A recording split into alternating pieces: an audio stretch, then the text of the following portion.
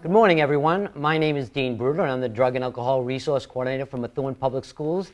And today we have our last show of the season of 2015, and I have a very special guest today, Mr. Steven Crowell.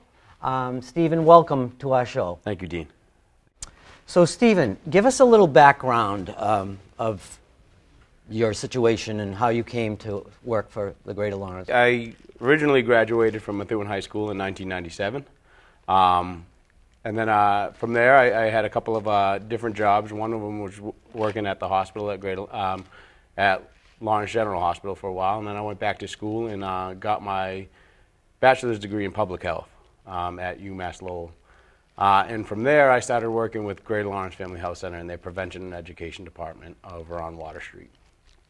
So you're right in the heart of Lawrence. Yep. And your basic job in today's show is going to be about the epidemic that's sweeping our nation and the product called Narcan. Right. So you started doing the Narcan demonstrations. Could you give us a little background on that, please? Sure. So the Mass Department of Public Health started a pilot program in 2007. It's called Overdose Education and Naloxone Distribution, or OEND, which is what we call it, in 2007. And in 2011, Greater Lawrence Family Health Center became part of that pilot program. So we've been distributing and doing overdose education at Greater Lawrence since 2011. And again, I came on last year and have been training active users, family members, people who may run into people who are overdosing on Narcan and what it does. Yeah, and basically you've trained some of the police in the area, some educators. So we've done a lot of educators. The police have gotten their own training, as far as I understand, from BSIS, which is the Bureau of Substance Abuse. Okay. But we've gone to a lot of community events and trained people who are, dealing with addiction. Exposed to it, right? Yeah, and specifically opiate addiction. Right. So let's dispel the myth right off the bat that somehow this product, Narcan, and maybe you can explain it in layman's terms, this product that saves our children's lives somehow enable the addict, enable the substance abuser to use more of this drug because they know that this is available. Right. Could you please address that? Yeah, so, the studies have shown that, and the reason why this pilot program works is the studies have shown that just because Narcan is available in the community, the use of acute care or hospitalization doesn't increase. And that's basically because the person who has an addiction to opiates is going to use regardless of if the Narcan is available or not. What we're trying to do is, as a risk reduction, trying to keep them alive until they're ready for treatment. And that's why the pilot program works. So it's not increasing the amount of use because it's out there. Narcan just gives them the opportunity to survive the addiction until they want to get some help, some treatment for it. And so it's a very sensitive issue. What is our responsibility as a school in terms of developing prevention and intervention? Heroin has not come into Methuen High as far as I know as of yet. We have some students who have gotten into some of the medications, the pain medications, but I have not had any student yet come across with that particular addiction. But the epidemic is coming across our state, our city, our country, to the point where all of our police are manned with Narcan. Our firefighters, our primary care providers who go out to the streets, so to speak, the people who go, the ambulances who go to the houses, they are all provided with Narcan. And this is truly a life-saving device medication. Right. And I don't think until it's your son, your daughter, your mother, your father. Do you have any qualms about the availability of this life-saving medication? Earlier in the year, we had the great scare across the country, across the world, about Ebola. And I don't know how many people have actually died from Ebola in America, but the statistics for overdoses and people who don't have access to Narcan is astronomical. They just came out with a statistic just yesterday in the Globe rating Lowell at 20, Haverhill at number 15, and Salisbury at number 5 in terms of per deaths per capita. And so our state is, maybe because of the border, maybe whatever reason, it's here, and our children are dying. And I don't think that's dramatic, do you? No, absolutely not. I mean, you see it in the papers all the time now. I think just a couple of weeks ago, or just a couple of days ago, the Eagle Tribune reported that Massachusetts had 1,008 overdose deaths in 2014. So in the year 2014, we had 1,008 deaths attributed directly to people who didn't have access to Narcan, or maybe had access, but that particular night did not and died. Yeah, that's what the Eagle Tribune had reported. Right, yep. and I think it's, according to Mass Stats, how ironically that on our last taping of this school year, we have on the Eagle Tribune, cool under pressure, newly sworn in reserve officer saves man from a heroin overdose over in Andover. A Derek Duranian is responsible for for saving someone's life with Narcan. We hear it over and over again. I remember back in the fall, we had 3 overdoses at Halloween in Methuen who were all saved because of Narcan. Certainly it's not the solution to this problem, but it's certainly, like you said, giving our children a second chance, giving an individual more time, and that might be just enough time to get the help that he needs, that he can get into recovery. So I think it's important to know. Can you give us some specific information for the community? Most people don't know exactly what the substance is, what the mechanics are, and today could you show us? Sure. A little bit? So the actual active ingredient here is called naloxone hydrochloride. It's a chemical it's called an opioid antagonist. It basically it's a complete antagonist for opiates.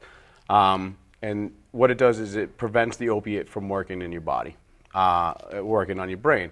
And essentially, the opiate is telling your body to stop breathing. It works on the central nervous system, which is the part that causes the overdose and to be fatal with opiates. It tells you to literally just stop breathing after a while. So your system shuts down? Yeah, so your breathing shuts down. So not necessarily your heart, but your breathing will shut down before your heart will. But once you stop breathing, your heart will eventually shut down from lack of oxygen. So what the Narcan or naloxone hydrochloride does is it goes into your system and it prevents the opiates from working on the receptors of the brain, and it covers them for a brief period of time. And that brief period of time should give them enough time to breathe on their own and get to the hospital. So, and that's key. So basically, what do? The mother finds her son in the bathroom. She has access to Narcan. She puts the Narcan, which is already set up in a cylinder, the vehicle, which you're going to be showing. It's administered into the nose. Could you explain that process simply for the community? Yeah. So the process is very simple. It comes with it's a 3-piece kit that comes. What you do is you pop a couple caps off, 3 caps total.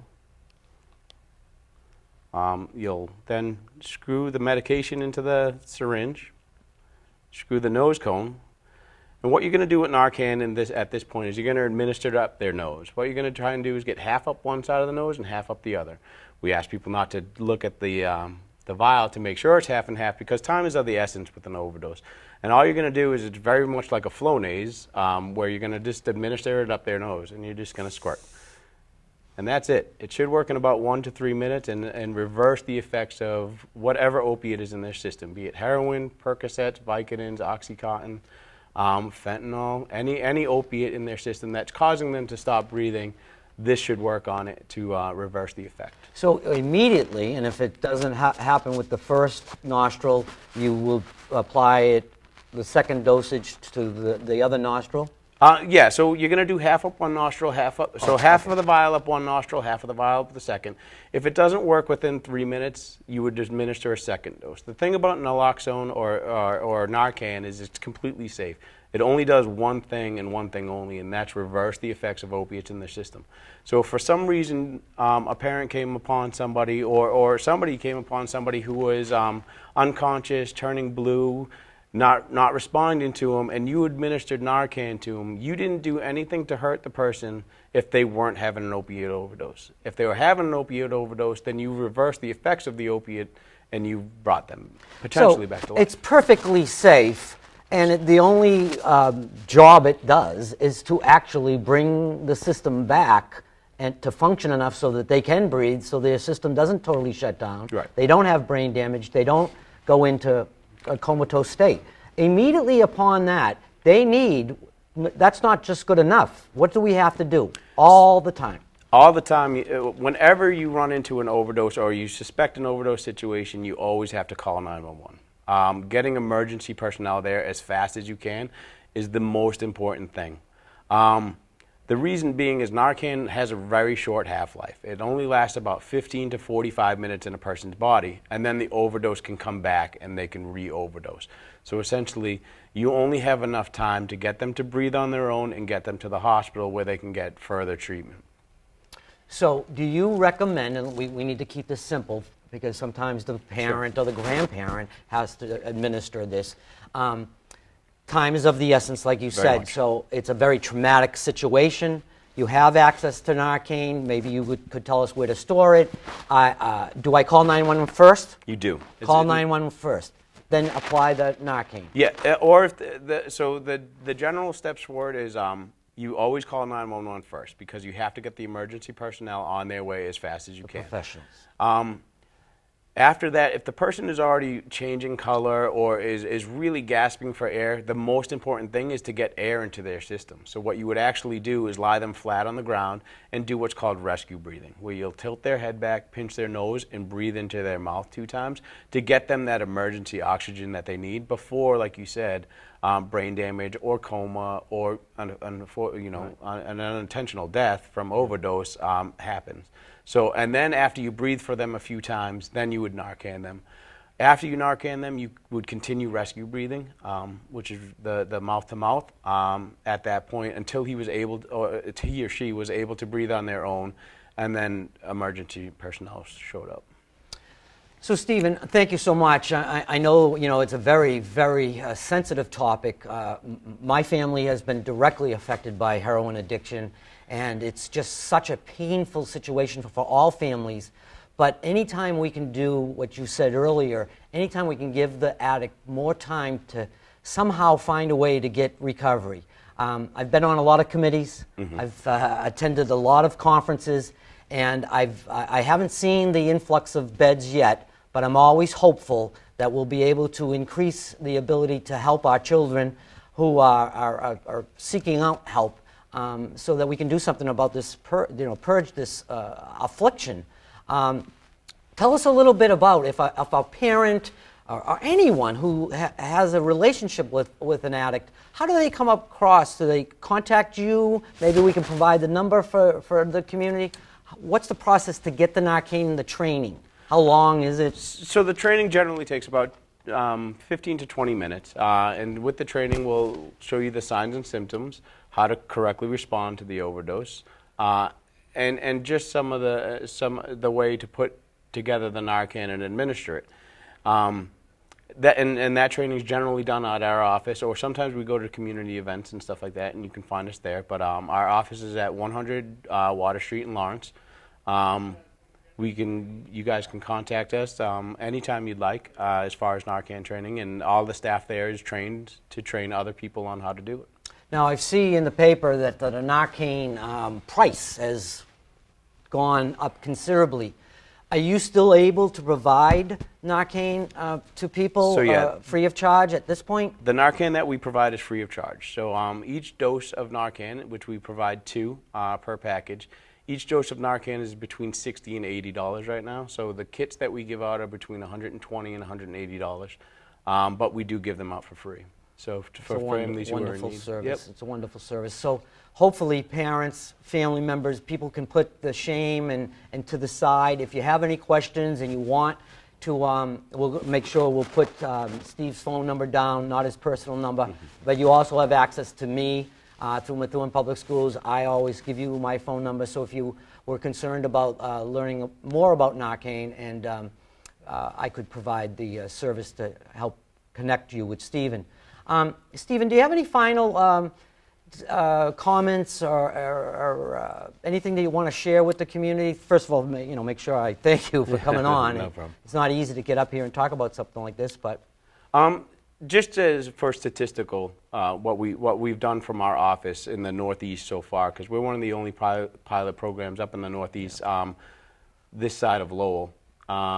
We've done, since July of 2014, we've given out about 400 kits, which is about 800 doses of Narcan in the Lawrence, Andover, North Andover, Methuen, Haverhill area. And of those, we've saved over 65 people from death. So we've had report backs from people who have used Narcan on other people 65 times out of that 400 that have actually saved somebody's life. So it is a product that does work. And it is being used out there and saving, again, like you said, our children, our brothers, our sisters, our friends from the addiction of and the overdose. The opiates, yeah, it's mind-boggling. I want to thank the superintendent, the school committee. I want to thank Principal Juka for allowing us to have these shows. I want to thank you, the public, for watching. Thanks so much, Steve, for coming on. And hopefully you see what we're doing here in Methuen Public Schools in terms of educating our community, our children. And thank you again for coming on. No problem.